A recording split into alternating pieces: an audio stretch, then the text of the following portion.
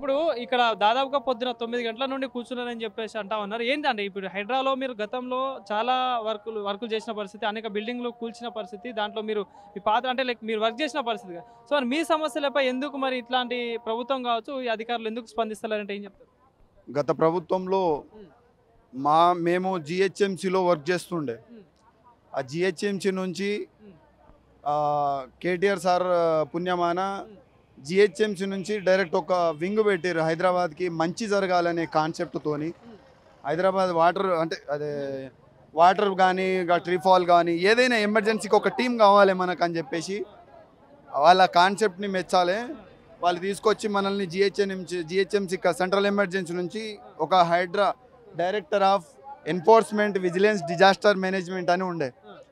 దానికి బాధ్యతగా ఒక విశ్వజిత్ కంపాటి సార్ ఐపీఎస్ సార్ని పెట్టి ఆ అధికారులను కొంతమందిని పెట్టి మనకు ఒక 400-500 మంది సిబ్బంది తక్కువ ఉండే అప్పుడు. తర్వాత రిక్రూట్మెంట్ చేసుకుంటూ దాన్ని కొద్దిగా పెద్దగా చేసుకోవడం జరిగింది. అప్పుడు ఏంటంటే director of enforcement vigilance disaster management ఉండే. అదే నడుస్తుంది. మాకు ప్రతి నెల 3వ తారీఖు జీతం పడుతుంది. మేమందరం కలిసి రెస్క్యూ టీంలో పాల్గొంటాం. మేము రెస్క్యూ చేస్తాం మేము. సో మాకు ప్రతి నెల 3వ తారీఖు జీతం వస్తుండే పాత గవర్నమెంట్లో. ఈ గవర్నమెంట్ ఎప్పుడైతే ఏర్పడిందో, ఈ గవర్నమెంట్ ఏర్పడిన తర్వాత దీన్ని కాస్త ఏం చేసిర్రు, మొన్న రీసెంట్లీ వాళ్ళు కొత్త రిక్రూట్మెంట్ చేసి ఆ జిహెచ్ఎంసీని తీసేసి ఇక్కడ జిహెచ్ఎంసీ అని ఉండే ఆ పేరు తీసేసి డైరెక్ట్ హైడ్రా అని పెట్టి జిహెచ్ఎంసీలో దాన్ని కలిపేసి ఒక జివో తీసుకొచ్చి వాళ్ళు కొత్తగా రిక్రూట్మెంట్ చేసుకున్న వాళ్లకు మాకు సీనియారిటీ ఉంది, వాళ్ళకి సీనియారిటీ లేదు. వాళ్ళు కొత్తగా వచ్చిన వాళ్ళకు మాకు ఒకటే సీనియారిటీ కలిపి మేము 15 సంవత్సరాల సీనియారిటీ ఉన్న వాళ్ళు ఉన్నారు. అంటే అందరికీ ఒకే జీతం లేదు, అలగ్ సపరేట్ జీతం ఉంది. అట్లా దాన్ని వీళ్ళు ఏం చేశారు, సార్ వాళ్ళు ఏం చేశారంటే 2 ప్యాకేజీలు, ఒకటి మేనేజరు ఒకటి అసిస్టెంట్. వీళ్ళు ఒక కొత్త గవర్నమెంట్ వచ్చిన తర్వాత 2 ప్యాకేజీలు చేసి దాన్ని హైడ్రాలో ఇప్పుడు కొత్త వాళ్ళకి ప్లస్ మేము పాత వర్కర్స్కి అందరికీ ఒకే జీతం ఇవ్వడం జరిగింది. అట్లా మేము లాస్ అవుతున్నాం. మాకు 28,000 వరకు ఉంది దీంట్లో ఒక్కొక్కరికి. వాళ్ళు ఉన్నారు, కొంతమంది సీనియర్స్ ఉన్నారు, ఇక కొంతమంది ముసలోళ్ళు ఉన్నారు, ఏజ్డ్ పర్సన్స్ ఉన్నారు, వాళ్ళందరూ ఉన్నారు.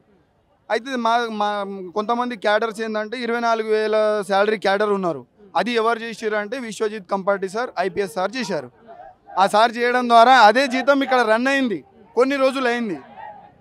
గత 3 నెలల నుంచి మాకు జీతం గురించి బాగా సతాయిస్తున్నారు. 3 నెలల నుంచి మాకు కరెక్ట్ జీతం రావట్లేదు. జీతం ఎందుకు రావట్లేదు, బడ్జెట్ లేదు అంటున్నారు. ఇప్పుడు దీనికి చైర్మన్గా ఉన్నది ఎవరు, మన సీఎం సారే. సీఎం సార్ దగ్గర మా దగ్గర ఇప్పుడు commissioner sir direct face to face ఉంది మాట్లాడడానికి. మా సమస్యలు కొట్లాడి మాట్లాడడానికి సార్కి ఉంది రైట్స్. మరి చెప్తున్నారా లేదా అనేది మాకు తెలియదు. అది ఎందుకు సార్ ప్రతిసారి ప్రతి మీటింగ్ వచ్చిన ప్రతిసారి లోపలికి తీసుకోబోతున్నారు, మాట్లాడుతున్నారు, మీ సమస్య మేము పరిష్కారం చేస్తామని చెప్తున్నారు, కానీ ఇదే కథ. సో మేము చాలా మటుకు అప్పుల పాలు కూడా అవ్వడం జరిగింది మాకు. ఇప్పుడు మీకు శాలరీస్ ఇవ్వకపోతే మీ పరిస్థితి ఏంటి? ఒక విషయం, మీరు ఉద్యోగం చేస్తున్నారు, మీరు కూడా మీకు శాలరీస్ ఇవ్వకపోతే మీ పరిస్థితి ఏంటి? మాకు ఇక్కడ 17,000 20,000 జీతంతో బయట పని చేయడానికి లేక ఇదే జీతం మీద డిపెండ్ అయ్యి మా పరిస్థితి, మేము ఇంటి కుటుంబ సంసారాన్ని మేము నెట్టుకోలేకపోతున్నాం. ఆర్థిక పరిస్థితి చాలా దారుణంగా మారింది. 24 hours డ్యూటీ ఉంటుంది, 24 గంటలు పని చేయాల్సి వస్తుంది. ఎవరికి మనం ఏం చెప్పేది ఉండదు. ఆఫీసర్ ఆర్డర్ వేస్తే కంపల్సరీ చేయాల్సి వస్తుంది, 100% ఖచ్చితంగా. కల్పిస్తారా?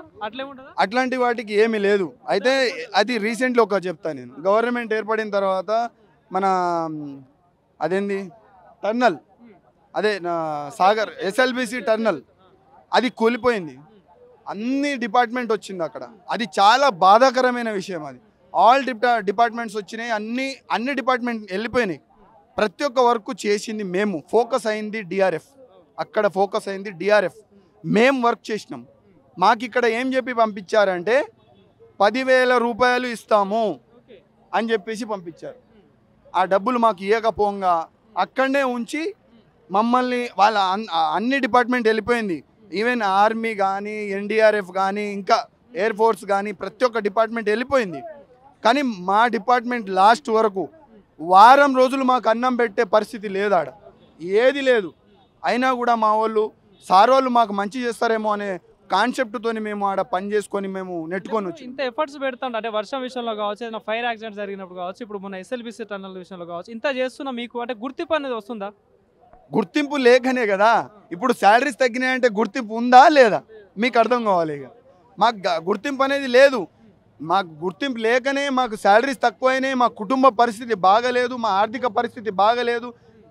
మన నిన్న ములుగు జిల్లాలో అవుట్ సోర్సింగ్ క్యాండిడేట్ ఆయన చనిపోవడం జరిగింది, జీతం రాక. అట్లాంటి పరిస్థితి అయిపోయింది. మాది కూడా ఇదే సిచ్యువేషన్ జరుగుతుంది. కొంతమందికి దీంట్లో జీతాలు రాక హార్ట్ పెయిన్ కూడా వచ్చే ఛాన్సెస్ ఉంది దీంట్లో. వాళ్ళు ఏదో ఇక నెట్టుకొస్తారు, అప్పులో పప్పులో ఏదో ఒకటి చేసుకొచ్చి నెట్టుకొస్తారు. మేము వర్క్ చేసినప్పుడు మాకు సరైన ఏమంటారు ఇన్సూరెన్స్ కానీ ఎటువంటి భద్రత అనేది లేదు. ఫస్ట్ మొన్న రీసెంట్లీ రాజు అనే అబ్బాయి ఉన్నాడు, ఆయనకు నెత్తి మీద దెబ్బలు అయితే కనీసం ఎవరు పట్టించుకునే నాదుడు లేడు.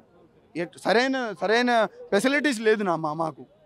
డ్యూటీ చక్కగా చేయకపోయినా మళ్ళీ అదొక ప్రాబ్లం.